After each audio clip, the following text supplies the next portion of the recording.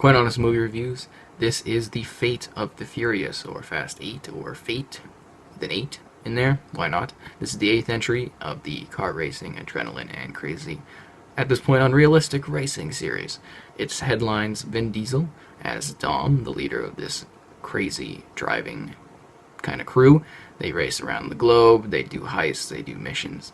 In this entry, Charlize Theron has come as Cipher, a computer hacker, or generally crazy hacker that can hack all sorts of things, and basically as a cunning and crazily creepy villain. She's actually really great in this role for whatever reason. She's scary.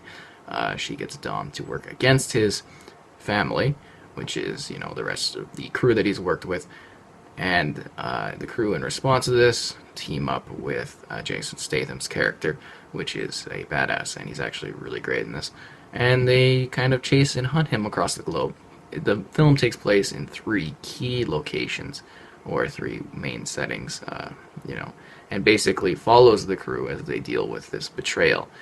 Dom is collecting certain items for Cipher in order for her to pull off her crazy big plan, which is actually interesting.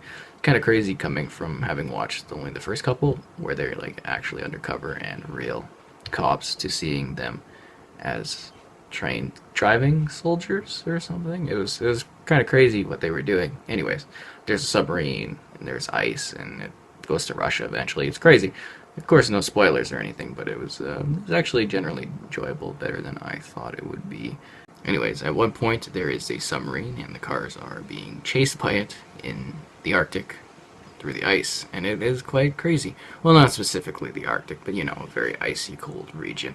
It's all the same. The cinematography was beautiful. Actually, it was really great looking. All the scenes were really well done. There were some fancy shots. It looked visually great. And the CGI really looked too fake. It was all smooth. The racing was good, so fans of the series will love that. There's a lot of fan service here as well as throwbacks, callbacks, and different characters that you would remember from the series. It really does push things forward and kind of builds towards what I assume are the next 2 in the franchise to some degree. The acting was good, but Jason Statham actually really stole the show later on. Kind of towards the ending, there was a particular scene where he's in, and he was great in it.